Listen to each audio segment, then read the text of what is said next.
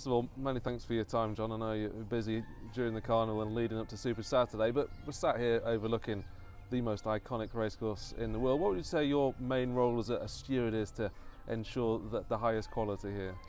Well, that's right. You know, the stewards are charged with the policing of racing and ensuring that races are run correctly as we see it, swabbing of horses, and the general integrity of racing. That's our charter. And what challenges do you face? Because I mean, there are people coming from all over the world, different backgrounds, different languages, different cultures. Is it a big challenge? It is a big challenge, but there's a common thread in thoroughbred racing and racing in general, where the basics run consistently throughout all jurisdictions.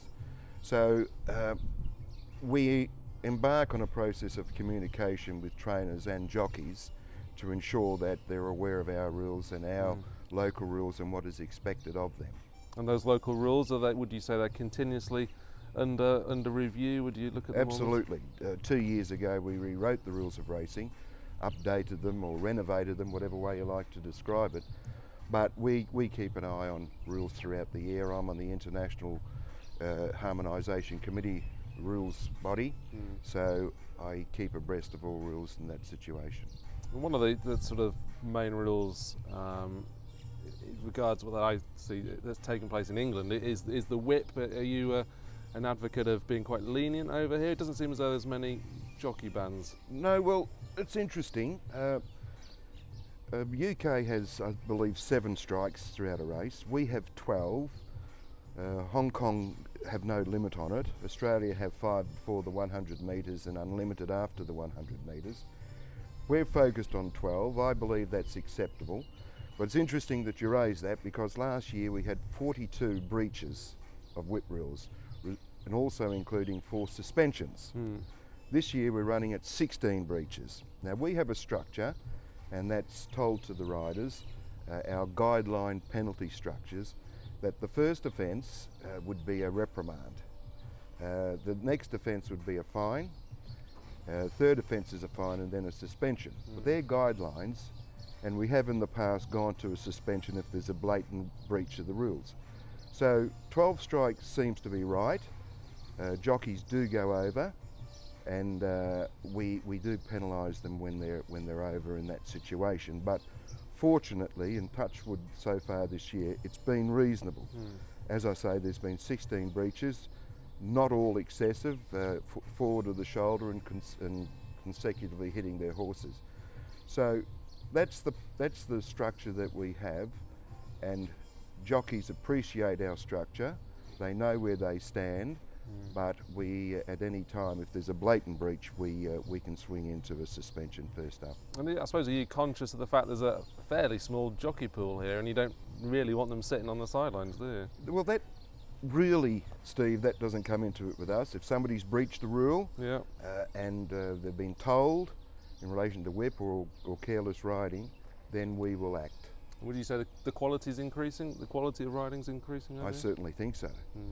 And you know, you look at careless riding this year, we're running at 12 for the year. Last year was more. But the local pool of riders do a very good job. I've got great respect for them throughout a UAE racing season.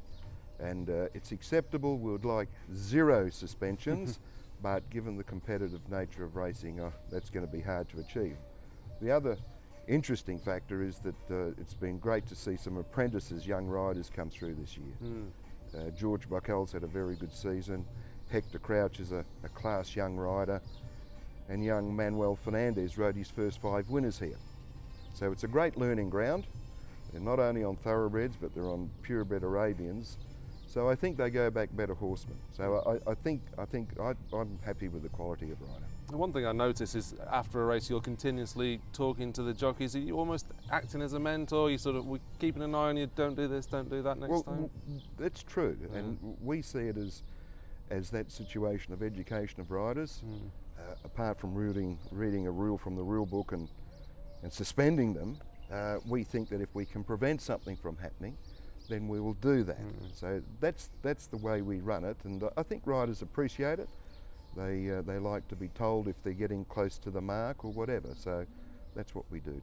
One thing I find notable, the lack of stewards' inquiries into the outcome of results is, I mean, do they take place behind the scenes? The only one I can think of is probably cavalryman in the Dubai Gold Cup. Well, in my time we had cavalryman and we had a race at Abu Dhabi. The names just escaped me for the minute, where we did uphold an objection. But in answer to that, Steve, again, touch wood, we haven't had many occasions to do that, where placings would be reversed or horses promoted.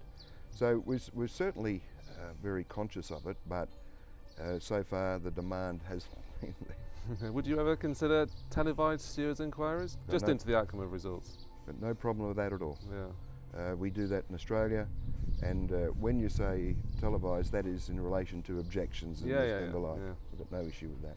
Yeah, it would certainly be very interesting. Is there a pressure as well, maybe not so much over here where you're not necessarily dealing with gambling, etc., but is there a pressure when you have to make a decision, you've like got 10-minute window to affect the result? Would you prefer to see inquiries drag on throughout the course of a meeting? Or? No, not really. I don't think you could do that with objections. Okay.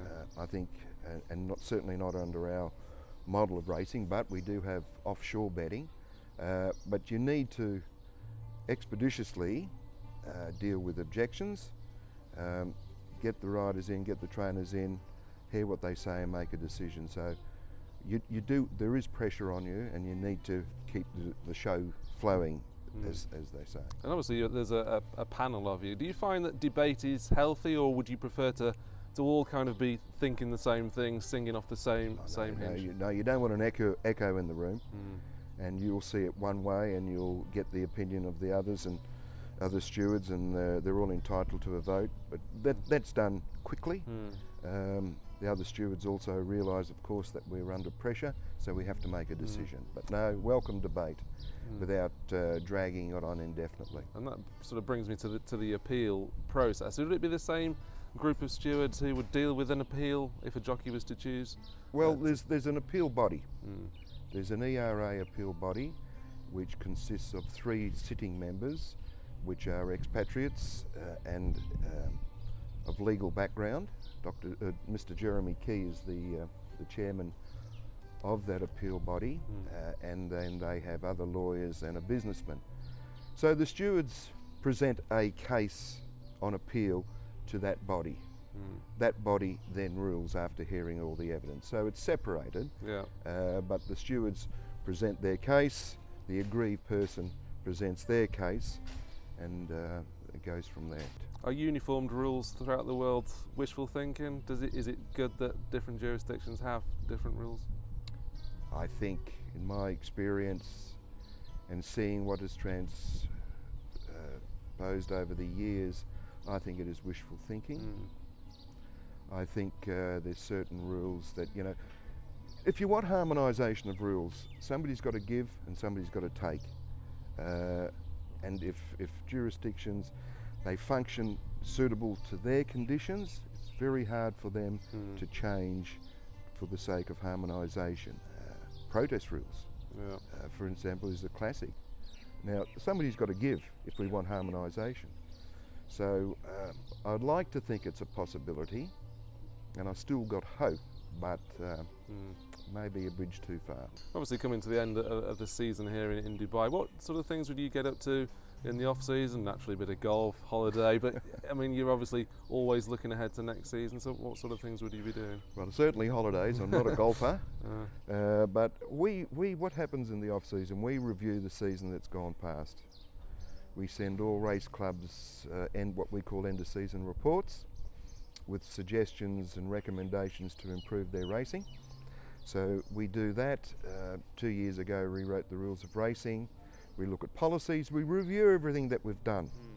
And I think that's very important to see if you can improve your local product. And if there's one thing before your time here in Dubai is over that you would like to change, that you would like to implement, what would that be? I think in answer to that question, Stephen, I think in any jurisdiction it's a matter of improvement. Now, if it's an incremental improvement every year, then you're achieving something. You don't want to stay stagnant or regress. It's a matter of improving, getting people's input, and by that, you know, jockeys' input, trainers' input, owners' input, to see if you can improve our racing. That's what we're all about, is improvement of our racing.